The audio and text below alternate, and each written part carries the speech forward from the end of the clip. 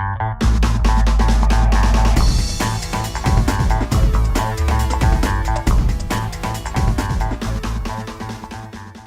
going on YouTube? Welcome back to the channel. I am Chad, the Reseller Rockefeller. For all of you that are new to the channel, I am a full-time reseller. I've been buying and selling stuff for going on 15 years. And I wanted to make a video yesterday when I got done going out to garage sales and yard sales and estate sales. But I ran out of time. I had a lot on my plate yesterday. So today we're going to be sitting down and we're going to be talking about how you should handle yourself as a reseller. Today is July the 22nd. Yesterday was Saturday. And I really wanted to make this video yesterday because I really think that, this is extremely important in the reselling community. I don't really hear too many resellers talking about this. And if they do, I just don't pay attention enough. But, as a reseller, we are, we're looked at as a certain kind of breed of people, especially out at yard sales or even at thrift stores and Goodwills. People recognize us as resellers, even if we don't voice ourselves as resellers, even if we don't tell them that we're resellers. Most people can really, they can usually tell that we're resellers. And if they can't tell, then they just think that we're, buying items. But the way that we come off, so the way that we portray ourselves or the way that we carry ourselves is extremely important in this business. I'm going to share a brief little story, a little recap of what took place yesterday. And this is something that I see on a regular basis. So don't think that this is something that I only see once a month or once a year. This is something that I see almost every time I'm out hitting yard sales or garage sales, and sometimes even at thrift stores and things of that nature. So let me go ahead and share this brief story, and then we'll jump right into the actual topic of how should you act as a reseller, how should you carry yourself. So yesterday I was going out, I was going to some yard sales, hitting some estate sales, my daily normal routine on a Saturday morning. I was at a yard sale. It was pretty early in the morning. I would say probably 7:45, 8 o'clock. I looked on the yard sale treasure map, and the yard sale had started at like 7:30, I think. So I was one of the first people to show up. I'm looking through boxes. I'm asking the woman for prices. I'm carrying a very polite morning conversation. We were, enjoying ourselves. And out of nowhere, a car comes pulling up extremely fast, which is not uncommon. Out hitting yard sales, you're going to see other people doing the same thing. But the guy that jumped out of the car, he was going really fast, walking really fast. It almost seemed like he was running from his car to the yard sale. When he got up to the driveway where all of the items were laid out on display, he immediately asked the woman, "Do you have any vintage video games or vintage toys?" And the woman turned around and very politely, she said, "No, sir, I'm sorry, we don't have any of that." And he seemed to get pretty upset. He looked like he was in a hurry to find something. He appeared to be, kind of distraught that she said no. He pulled out his phone and he went. I don't know exactly what he was looking at, but I'm willing to bet you that he was looking at the yard sale treasure map or Craigslist, because he pulled his phone out and he said, "Your ad online stated that you had video games here for sale." And she said, "Yes, I did have a video game, but it already sold. It was a Leapfrog learning station." And he went on to explain to this woman. Now you got to understand that this woman is probably in her late 60s, maybe early 70s. He went on to explain to this woman that, that isn't a video game. You don't need to be displaying or you don't need to be advertising that you have video games for sale if you don't have video games for sale. He then went on to explain that he drove all the way from the southwest side of town to the northeast side of town to come to her yard sale. And he just seemed really upset. And it was kind of bothering me. It was almost to the point to where I was about to stand up and tell him that he needed to relax and he needed to just leave. I mean, that's how, irate and angry he was actually getting. And I could honestly tell that the woman was starting to kind of feel, I don't know if she was frightened. I don't know if she was just upset at the way that he was acting. But I could definitely tell that she was not happy with him being there. He ended up backing off. He ended up looking at a few other items. he picked up a couple of items and asked the woman the price. And when she said the price, which if I can remember correctly, it was only a couple of dollars, he threw the item back in the box. So, I was imagining that, this guy was probably most likely a reseller. I can almost guarantee it. I can almost guarantee that he probably hasn't been reselling for too long.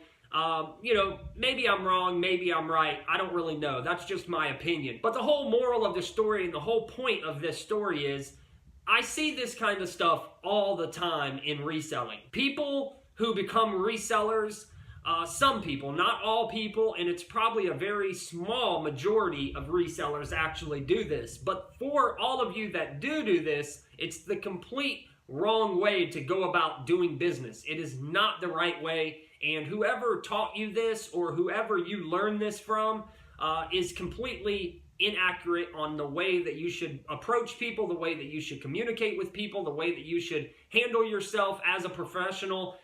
But some people just take it to the head that they're a professional reseller. Once they start buying and selling items, especially on eBay or Amazon, it seems that some people just start thinking that they're some kind of professional and that they need to do things different than the normal person that's going out to garage sales and going to yard sales and estate sales. For most of us, we go to yard sales and we walk up, we look at items, and we politely ask, how much is this, how much is that, if the items are not priced. Some of us will ask if they have certain items. So if you are a video game dealer, maybe you would ask, do you have any video games, ma'am or sir? And that's normal. All of that is normal. But the way that this gentleman acted was completely just crazy. And that's the whole thing that I'm trying to kind of wrap my head around, and I'm trying to understand why this happens and what kind of people do these kinds of things and say these kinds of things, because I see it all the time in the reselling community. I see it in the reselling world. Every time I'm out at yard sales and estate sales, I usually end up seeing somebody that, acts this way, or maybe it's not this serious, but I do see people that say things very similar to what he said, and I don't think that people like it. I almost can guarantee that 95 or 98% of the people that are running these yard sales and running these estate sales, they just don't like those kinds of people. And this is a prime example of that. I mean, immediately, right after he threw the items down, he immediately walked away and got in his car and left. And she immediately said that she hated when resellers came to her yard sale looking to profit off of her items. Now, this is something that most people don't care if we are resellers. Most people don't have a care in the world. As long as they're selling their items and they're getting what they wanted for it, they don't care what we're doing with the items. I don't think that she cared that, resellers come to her yard sale. I think that she just doesn't like those kinds of resellers. Because, to be honest with you, a lot of us that are resellers act that way. A lot of resellers will be very demanding, very, kind of arrogant about it. Instead of just being nice, polite, and cordial, they will be, over-boundering, people and walking up to people, and the way that they approach and the way that they say things, it makes it just really, everything uneasy. And, it really does happen in the reselling community. I see it all the time.